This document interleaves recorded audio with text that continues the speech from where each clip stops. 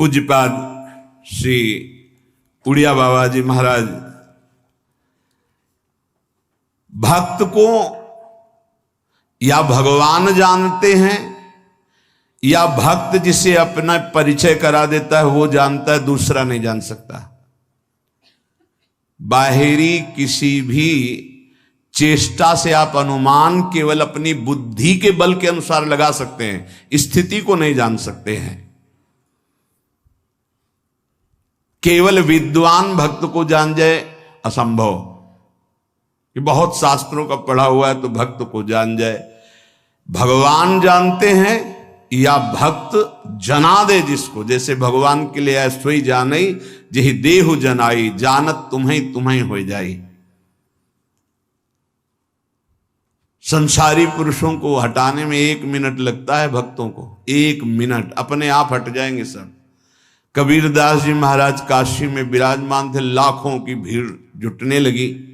जब उनका अद्भुत अद्भुत चमत्कार प्रकाशित हुआ तो लाखों की भीड़ जुड़ने लगी। पर चमत्कार तभी प्रकाशित होता है जब चिदानंद में चित्त वृत्ति जुड़ती है और संतों के प्रति भगवत भाव होता है। अपने कर कमल से कबीरदास जी बुन करके जो वस्त्र वो बाजार में बेचते, मूल से पुनः खरीदते और जो मुनाफा होता उससे संत सेवा करते थे। एक दिन पूरा थान लेकर के गए तो एक संत भगवान की मंडली थी, तो संत भगवान जो मुखिया थे आए और कहा पूरा वस्त्र दे दो, सबके लिए लंगोटी और अचला का काम करेगा। दे दिया। अब जब मूल ही नहीं मिला तो मुनाफा की क्या बात, तो घर में ना तो सेवा के लिए कुछ, तो जाके एकांत तो बैठ गए कि अब क्या करें। घर जाते जब मूल मिलता तो उससे धागा खरीदते, जो मुनाफा मिलता उससे संत सेवा घर का कार्य चलता। एकांत बैठ गए और भगवान नाम जपने लगे। भगवान ने देखा कि कई संत समय से आ गए, जहां बहुत श्रद्धा से सेवा होती है वहां संत भगवानों की कृपा होती रहती है। भगवान तत्काल गाड़ियों में ये आटा, चीनी, घी, ये कई गाड़ी सब सामग्री भर करके पहुंचे। कबीरदास जी की माता जी थी, उनसे कहा कि आज वो आ नहीं पाएंगे, किसी कार्य में हैं, ये सब सामग्री भेजी, आज बड़ा मुनाफा हुआ है। बहुत बड़े धनी को उन्होंने वस्त्र बेचा है, जबकि एक मूल भी नहीं मिला था, कुछ संत को दे दिया था। तो संत के स्वामी कौन है? हरि। तो बहुत बड़े धनी से सौदा हो गया ना खूब। और कहा जब तक वो आए ना तब तक यहाँ के काशी के जितने भी विद्वान ब्राह्मण संत महात्मा सबके यहाँ सीधा भेज। तो एक कोतवाल होते हैं सूचना देने वाले संतों में, पूरी काशी में कि कबीरदास जी घी, चीनी, ये और 2-2 मोहरें स्वर्ण की भेंट में। तो जहां कबीरदास जी एक झाड़ी में छुपे भजन कर रहे थे, वहां से कई लोग निकले, बोले धन्य है कबीर जी को। कितना सामग्री उत्साह पूर्वक बांट रहे थे। अरे भाई बोले हम तो सोचा था सामग्री मिलेगी, लेकिन 2-2 स्वर्ण मोहरें मिली। कबीरदास जी ने कहा हम तो यहाँ छुपे बैठे, कुछ था ही नहीं, ये कैसे। जब वहां पहुंचे तो वहां लाइन में सब बट रहा था। माँ बड़ी प्रसन्न थी, बच्चा आज तुमने सौदा किस धनी से किया, बहुत माला माल कर दे। वो मुस्कुराए और चुप हो। बड़ा यश फैल रहा था। कबीरदास जी ने विचार किया कि तो वो ठीक नहीं है, ज्यादा यश कीर्ति भीड़ तो फिर भजन में बड़ा विघ्न पड़ेगा। एक चाल चलते हैं जिससे साफ भाग जाएंगे। काशी में परम भाग्यवती वैश्या भी रहती थी, जो काशी में रह रहे, जनकपुरी में थी जैसे पिंगला वैश्या। उनके पास जो ही गए तो खड़ी हो गई दंडवत करके, महाराज आपका दर्शन तो यहां उचित नहीं है, कोई देख भी लेगा तो अश्रद्धा कर लेगा, हम लोग ऐसी नीच मानी जाती है समाज में आप। तो उनका नहीं नहीं, हम तो आए हैं आपके सानिध्य की याचना करने। कुछ समझ में नहीं आया कि इतने बड़े महापुरुष वैश्या के सानिध्य की। बोले अगर आप एक सहयोग कर दे हमारा तो। बोले हाँ। बहुत विघ्न पड़ने लगा, भजन में बड़ी भीड़ इकट्ठा होती है। तुम केवल थोड़ा सहयोग कर दो कि काशी की 2-4 गलियों में प्रधान हमारे गले में हाथ डालकर बस चल दो, और सब हम संभाल लेंगे, सब खत्म हो जाएगा। अब महाराज कोई पूछेगा नहीं। बोले इसीलिए कोई हमें पूछे ना, हम इसीलिए। तो महाराज हम तो निर्लज ही है, जहां चाहो चाहे और आपके साथ हमें और कोई। गंगा जल भरा, थोड़ा उसमें रंग मिलाया, बीच बीच में गंगा जल का घूंट, और राजा तक काशी नरेश ने जब सूचना सुनी, शिष्य थे, ऐसा कैसे कर सकते हैं गुरुदेव, ऐसा कैसे कर सकते हैं, लाखों की श्रद्धा का नाश हो गया, ऐसा कैसे कर सकते हैं। कोई दंडवत प्रणाम, कुछ जो भागवत जन थे वो कहते कि भाई कुछ भी हो, है इनकी लीला। हमारी दृष्टि में तो जैसे कल थे वैसे ही आज है, पर प्रायः बहुतायत में अरे सब ऐसे। अब राजा को अश्रद्धा हो गई, नहीं ऐसा नहीं हो सकता, ऐसा नहीं कर सकते। बड़ा मतलब मन खिन्न था।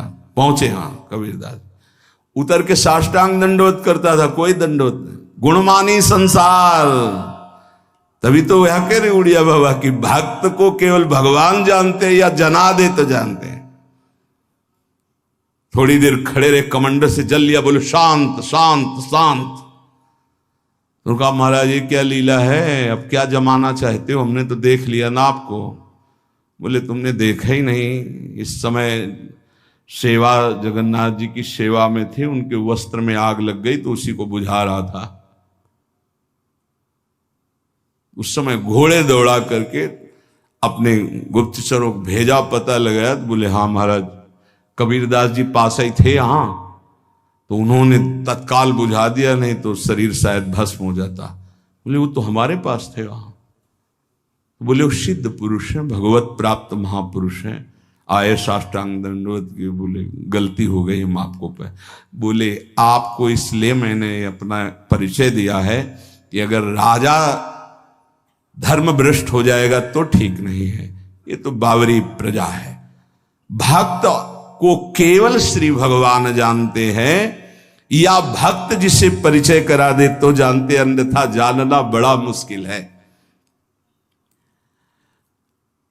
भक्त परिपक्व अवस्था को वही प्राप्त होता है जो आराध्य देव, उनका भजन और गुरु चरणारविंद की पराधीनता, 3 बातें जो स्वीकार करता है वही परिपक्व सिद्धावस्था को प्राप्त हो जाता है।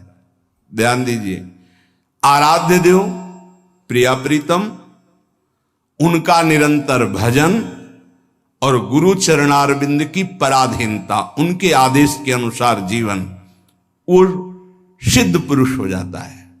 धीरे धीरे वृत्ति उसकी परिपक्व हो जाती है।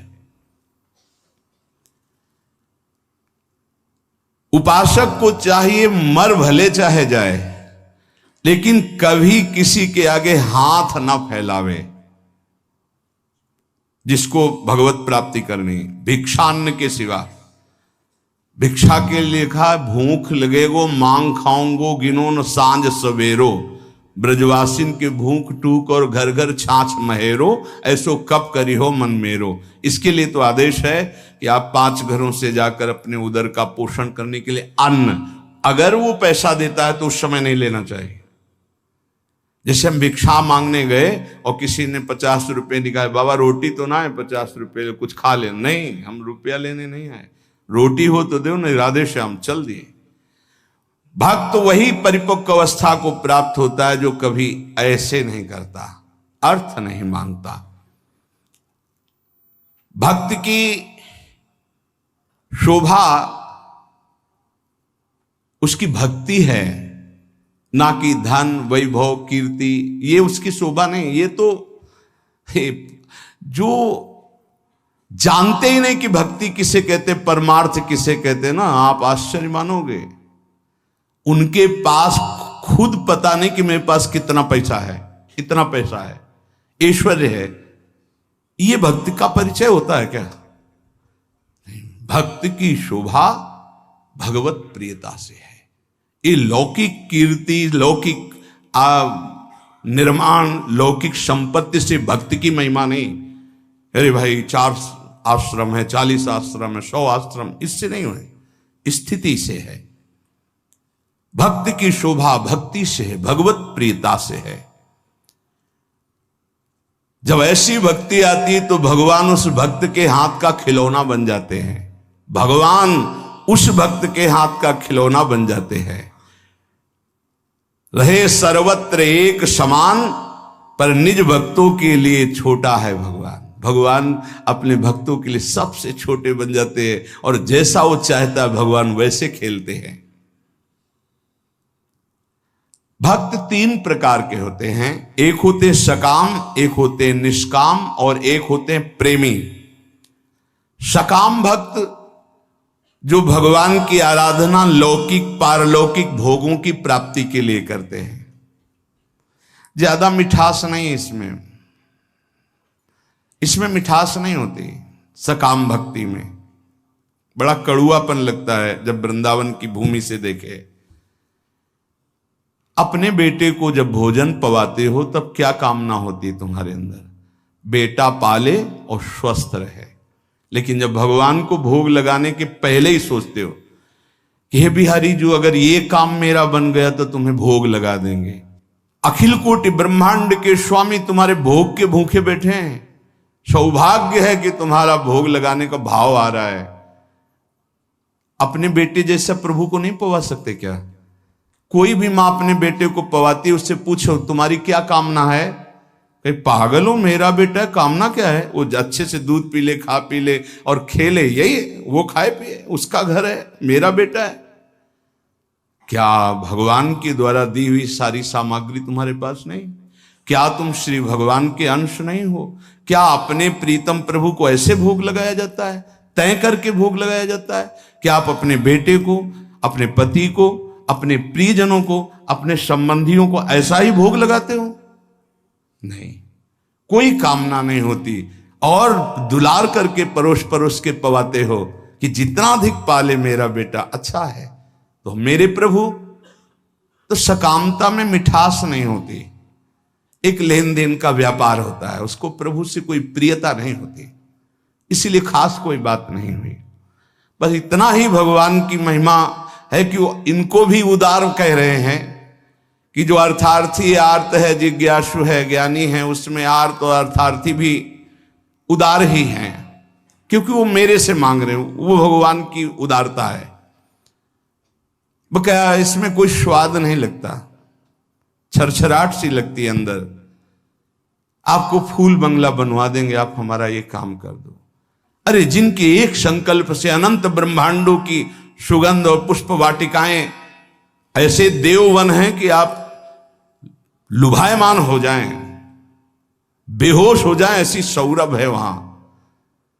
कल्पतरु, मंदार, पारिजात आदि विविध वृक्षों से परिपूर्ण देववन, ऐसी ऐसी दिव्य वाटिकाएं। कैलाश की शोभा पढ़ो, वैकुंठ की भगवान का कितना बड़ा वैभव है। उनको तुम 2-4 लाख के बाहरी फूल मंगा के बिना सुगंध वाले, नीले पीले रंग दिखाई देते, सौरभ थोड़ी। भगवान उससे प्रसन्न नहीं होते।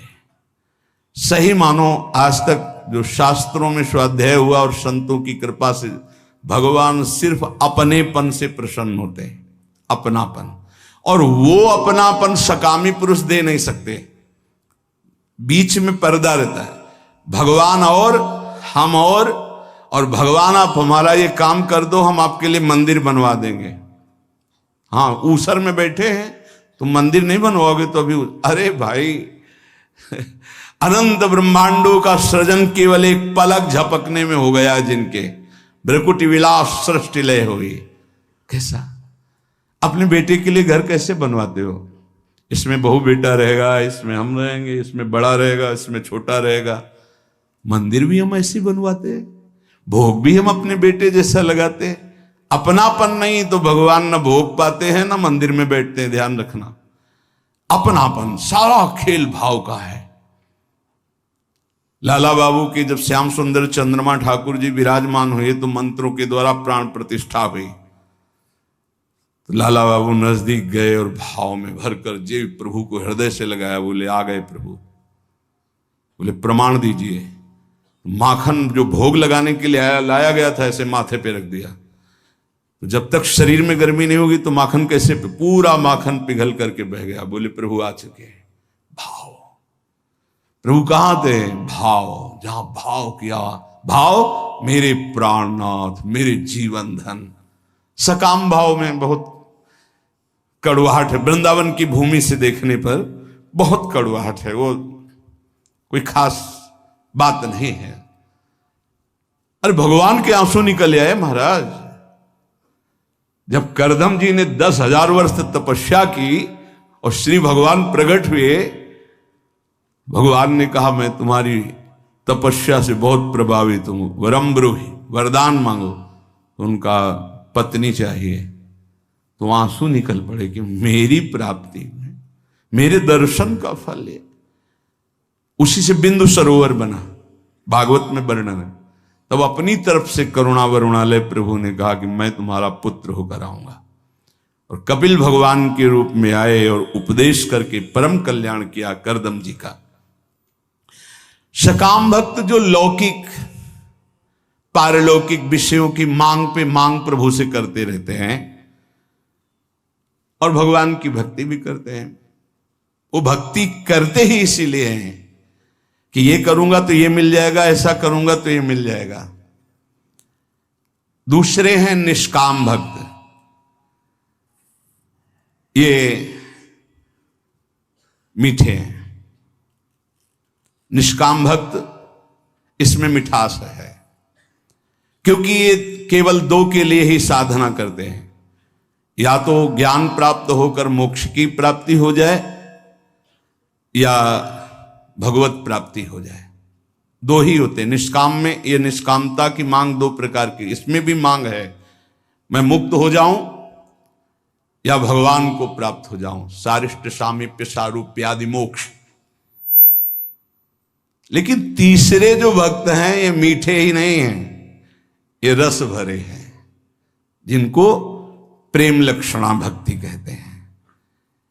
ये सारिष्ट सामीप्य सायुज्य एकत्व आदि कैवल्य पदादि भी दीयमानम न गृहणन्ति बिना मत सेवनम जनाहा, ये सब मोक्ष पदवी देने पर भी स्वीकार नहीं करते। आपके सिवा मुझे नहीं चाहिए। इनका जो स्वरूप है सदा सर्वदा प्रेमोन्मत्त रहते हैं। सकाम भक्त मिठास नहीं, निष्काम भक्त मिठास युक्त, क्योंकि मोक्ष पदवी अखंडानंद, भगवत प्राप्ति परमानंद। लेकिन इनसे भी बढ़कर के जो दीयमानम न गृहणन्ति बिना मत सेवनम जना, वो प्रेमी भक्त, वो रसोन्मत्त रहते हैं। प्रेमी भक्त वो प्रेम रस सीधा वृंदावन प्रदान करता है, गुरुदेव प्रदान करते हैं, प्रेमी महाभागवत जन प्रदान करते हैं। वो किसी भगवान से किसी भी तरह की कोई चाह नहीं, न मोक्ष की न भगवत प्राप्ति की, कि हमारा कल्याण हो जाए, मंगल हो जाए, आप हमें नहीं। बस जेहि विधि प्रभु प्रसन्न मन होई, करुणा सागर कीजे सोई। जिस तरह आपका मन प्रसन्न हो, आपको लगे कि दर्शन देना है तो आ जाना, आपको न लगे मत आना। बस हम रो रो करके आपके नाम को पुकारते रहेंगे, आंसुओं से भिंगो भिंगो कर नाम जपते, राधा राधा राधा। हमें कुछ नहीं चाहिए, आपको आना हो आ जाना, आपको ना आना हो, हम रोते रहेंगे, पुकारते रहेंगे, ये हमारा विषय है। पर वो आप स्वतंत्र हो। जय विधि प्रभु प्रसन्न मन होई, करुणा सागर की जैसे। ये बहुत ऐसे भक्त भगवान को अधीन कर लेते, क्योंकि भगवान का एक नाम है प्रेमाधीन, प्रेम के अधीन हो जाने वाले। सृष्टि स्त्यंत कारणीम ब्रह्म विष्णु शिवात्मिकाम सायाति संज्ञाम भगवान एकेव जनार्दन। हमारे प्रभु ही जब सृष्टि रचना का समय आता है तो ब्रह्मा रूप धारण कर लेते हैं, पालन करने के लिए विष्णु रूप धारण कर लेते हैं, और विनाश लय करने के लिए रुद्र रूप शिव रूप धारण कर लेते हैं। इसलिए हमारे प्रभु महान जगन नियंता हैं, ऐसा भाव उपासक के जब हृदय में आ जाता है तो किसी अन्य का आश्रय नहीं लेता, अन्य का आश्रय नहीं लेता। सही बात मानो, माया का बड़ा प्रभाव है। आप सोचो इस जगत में कितने धनी होंगे, जितना त्रिभुवन में आप धन देख रहे हैं ये कुबेर जी के एक खजाने के कोने में रखा है। अपार धन वैभव के स्वामी, रिद्धियां सिद्धियां नौ निधियां कुबेर, और जितना कुबेर के खजाने में लक्ष्मी जी के चरण के एक चिन्ह में है, ऐसी महालक्ष्मी स्वयं भगवान के चरण चापती रहती है। ऐसे भगवान के सेवक के सामने कुछ समझ में आएगा उसको? सुरपति नरपति लोकपति जिनके भाव है घास। क्यों? क्योंकि ऐसे प्रभु के सेवक हैं। यहां जो वर्णन किया जा रहा है कि उन्हीं से ब्रह्मा, उन्हीं से विष्णु, उन्हीं से रुद्र, वो हमारे स्वामी हैं। अब हम किसका आश्रय लें, किसके आगे हाथ पसारें, किसकी तरफ देखें? समझो, जो संसार में जो कुछ भी है, इसकी प्राप्ति के लिए जो भगवान का भजन करते हैं वो बहुत अनजान में है। जैसे हीरे के बदले कांच लेना चाहते हैं, ऐसे भुलावे में है। मणिगण पुंज ब्रजपति छाणत हित हरिवंश कर गई कंचु। नाम जप कर रहे हैं और चाहते हैं संसार की वस्तुएं, तो मानो महान कीमती मणि के बदले में कांच खरीद रहे हैं। जो अपनी कीर्ति, अपनी प्रतिष्ठा, भगवदी आनंद को छोड़कर लौकिक आनंद की चाह के लिए भजन करते हैं, वो भी बड़े भुलावे में हैं। सच्चा उपासक सर्वत्र भगवान को देखते हुए, सब में भगवान को देखते हुए, कोई चाह न रखते हुए निरंतर भगवान की प्रसन्नता के लिए भजन करते हैं। इससे मेरी प्रिया जो प्रसन्न हो जाए। जब हमारा भजन का मतलब क्या है? पुकारना, राधे श्याम, राधा वल्लभ, राधा राधा राधा। हम पुकार रहे हैं, अपने स्वामी का स्मरण कर रहे हैं।